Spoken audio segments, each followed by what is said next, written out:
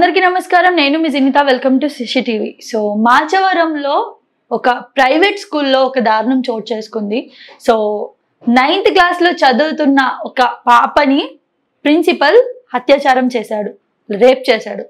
Rape చేసిన తర్వాత నువ్వు చెప్తే నిన్ను చంపేస్తామని చెప్పి బెదిరించడం వల్ల ఆమె ఎవ్వరికీ చెప్పుకోకుండా అలాగే సఫర్ అవుతూ తనంతలు తాను ఉంటూ వస్తూ పోతూ ఉండింది. తర్వాత తనకి పీరియడ్స్ రావట్లేదు, హెల్త్ బాగోట్లేదు అని చెప్పి వాళ్ళ మదర్ హాస్పిటల్ తీసుకెళ్లిన క్రమంలో తనతో 4 months బ్యాక్ ఇలా జరిగిందని చెప్పి తెలిసిందనమాట. సో స్కూల్ ప్రిన్సిపల్ అమ్మాయిని 9th క్లాస్ అమ్మాయిని రేప్ చేశాడు. ఇదంతా చూస్తుంటే ఒక రకంగా ఇల్లు తర్వాత స్కూల్ ఎక్కువ పిల్లలు ఉండేది, అక్కడ స్పెండ్ చేసేది టైం అంతా కూడా.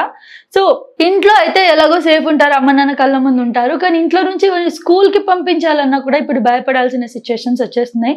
అంత చిన్న పాపని వాడు రేప్ చేశాడు. 9th క్లాస్ అంటే టీనేజ్ కంటే కూడా చిన్న ఏజ్. ఇంకా 9th క్లాస్ స్టూడెంట్స్ ని నేను ఏం మాట్లాడుతున్నానంటే ఆ పిల్లని వాడు ఎంతలా భయపెట్టుంటే ఆ పిల్ల వాళ్ళ మదర్కి 4 నెలల దాకా వాళ్ళంతలో వాళ్ళు తెలుసుకునేంత వరకు చెప్పకుండా ఉండుంటుంది. అంటే పిల్లలని స్కూల్కి పంపించడం కూడా సేఫ్ కాదు. ఇక్కడ క్లారిటీగా అర్థమవుతుంది మనకి. అండ్ ఇలాంటి న్యూస్లు చాలా చాలా జరిగాయి గత కొన్ని నెలలుగా. అన్ని బయటకు వస్తున్నాయి, కొన్ని బయటికి రావట్లేదు. కొన్ని వచ్చినా కూడా కొన్ని ఇలా జరిగాయి, ప్రిన్సిపల్ టీచర్ ఎవరో ఇలా చేశారు అని చెప్పినప్పుడు కూడా తల్లిదండ్రి భయపడి పిల్ల పరువేమవుతుంది అని చెప్పేసి అసలు ఈ న్యూస్ ని బయటికి రాకుండానే వాళ్ళలో వాళ్ళే కుమిలిపోతూ ఉంటారు. మరి ఎవరు దీనికి సొల్యూషన్? ఎవరు? అసలు సొల్యూషన్ ఉందని అయితే అనిపించట్లేదు. ఎందుకంటే ఎన్ని స్కూళ్ళు చూస్తున్నాం, చాలా స్కూళ్ళు చూసాం ఇప్పటివరకు. ఇలా జరుగుతూనే ఉన్నాయి. ఒక ప్రైవేట్ స్కూల్లో చదివించడం కూడా తప్పే అయిపోయిందా ఇప్పుడు పిల్లల్ని? అసలు సేఫ్టీయే లేదు. ఎక్కడ బయటికి వెళ్ళినా ఒక అమ్మాయికే సేఫ్టీ లేదు. అసలు చిన్నపిల్ల కానీ, ముసలావిడ కానీ, ఏజ్లో ఉన్నోళ్ళు కానీ, అమ్మాయి ఒక మహిళగా పుట్టిన వాళ్ళకి అసలు సేఫ్టీయే లేదు. ఒకడు 6 సంవత్సరాల పిల్లని రేప్ చేస్తాడు, ఒకడు 9వ క్లాస్లో ఉన్న పిల్లని రేప్ చేస్తాడు, ఒకటి చిన్న పుట్టిన పిల్లని తీసుకెళ్లి రేప్ చేసేస్తాడు.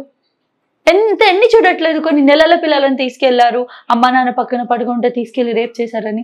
ఏం జరుగుతుంది అసలు సమాజంలో? నాకైతే అర్థం కావట్లేదు. మరి దీనికి సొల్యూషన్ ఏంటి? అసలు సొల్యూషన్ ఉందా? ఎందుకు మగవాళ్ళు ఇలా తయారవుతున్నారు? ఎప్పుడు ఏమంటారు, కొన్నిసార్లు పెద్ద రేపులు జరిగినప్పుడు కొందరు డిబేట్స్ పెట్టి పెద్ద పొజిషన్స్ లో ఉన్న వాళ్ళు మాట్లాడతారు. అమ్మాయిలు టెంప్ట్ చేస్తున్నారు, అమ్మాయిలు చిన్న బట్టలు వేసుకుంటున్నారు, అమ్మాయిలు డీప్ నెక్ వేసుకుంటున్నారు అని చెప్పి. మరి ఆ పాప స్కూల్ డ్రెస్ లోనే ఉందిగా. స్కూల్ డ్రెస్ అంటే ఎలా ఉంటది? వాళ్ళు ఎలా వేస్తే స్కూల్ వాళ్ళు అలాగే ఉంటదిగా, పద్ధతిగానే ఉంటదిగా, పార్ట్స్ ఏం కనిపించవుగా. మరి ఎలా చేశాడు రేపు? ఏం కనిపించి చేశాడు? మీ బుర్రలో ఉంది, అది బాయ్స్ బుర్రలో ఉంది. ఒక అమ్మాయిని చూడగానే ఆ సెక్షువల్ ఫీలింగ్స్ రావడం అన్నది వాడి బుర్రలో ఉంది. అమ్మాయి ఏదో డ్రెస్ వేసుకుంది, అమ్మాయి ఏదో చేసింది, అమ్మాయి ఎలాగో కనిపించిందని కాదు. చాలా మంది ముసలోళ్ళని కూడా 60 years ముసలావిడని కూడా రేప్ చేసిన న్యూస్ కూడా మనం చూసాము. ఆవిడ ఏం టెంప్ట్ చేసింది వీడిని? కొన్ని చిన్నపిల్ల ఏమి టెంప్ట్ చేసింది? మాట్లాడడానికైనా ఏమైనా ఉండాలి. ఇలాంటి న్యూస్లు ఎన్నో బయటికి రావట్లేదు. కానీ వస్తున్న వాళ్ళకి ఏంటి? అసలు న్యాయం చేసేది ఎవరు? గవర్నమెంట్ చూస్తే ఏదో చేసిందా ఉన్నదా, వాడిని అరెస్ట్ చేస్తుంది, తీసుకెళ్తుంది, ఆడ అలాగే జైల్లో పడి ఉంటాడు, పందిల 4 పూటలు తింటాడు, హ్యాపీగా ఉంటాడు. మరి పరిస్థితి ఇప్పుడు అమ్మాయి 4 months తర్వాత తెలిసిందంటే అమ్మాయి ఏ స్టేజ్ లో ఉంటుంది? 4 months తర్వాత తెలిసింది అతను ఇలా చేశాడు అని చెప్పేసి. అంటే ఆ 9వ తరగతి చదువుతున్న పాప భవిష్యత్తు ఏంటి? ఎవరు దానికి బాధితులు?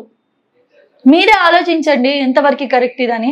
అండ్ ఇంకోటి నేను ఏం చెప్తాను అని అంటే, ఖచ్చితంగా పేరెంట్స్ ఎవరైతే ఉన్నారో మీ పిల్లల్ని ఒకవేళ నిజంగా ఆడపిల్ల పుట్టుంటే మీకు ఫస్ట్ ఆఫ్ ఆల్ మీరు చాలా బాధపడాలి. ఎందుకంటే అమ్మాయిలకు సేఫ్టీ లేదు కాబట్టి మనం వాళ్ళని పువ్వుల్లో పెట్టి పెంచుకున్న ఏదో ఒక దగ్గర ఏదో ఒక విధంగా తననైతే గెలుకుతాడు. అది ఫిక్స్ అయిపోండి మీరు మైండ్లో. చాలా జాగ్రత్తగా పెంచాలి. అయినా కూడా ఏదో ఒకటి మన కూతురో మనకు పుట్టిన బిడ్డో ఫేస్ చేస్తూనే ఉంటది. మీరు స్కూల్కి పంపిస్తున్నారు మీ పాపని అనుకుంటే మీరు ప్రతిరోజు ఈవినింగ్ తను వచ్చిన తర్వాత ఎలా బిహేవ్ చేస్తున్నారు, టీచర్ ఏమన్నారు, ఏం జరిగిందని ప్రతిరోజు అడగండి. ప్రతిరోజు చెప్పే విధంగానే చెప్తుంది, లేదో ఒక రోజు ఏదైనా డిఫరెంట్ గా చెప్పింది అనుకుంటే ఖచ్చితంగా దానిపైన ఫోకస్ చేయండి. దాన్ని ఇంకా డెప్త్ గా వెళ్ళి అడగండి. స్కూల్కి కూడా వెళ్ళండి కావాలంటే ఏదైనా డౌట్ వస్తే. కానీ ఇలా వదిలేయకండి.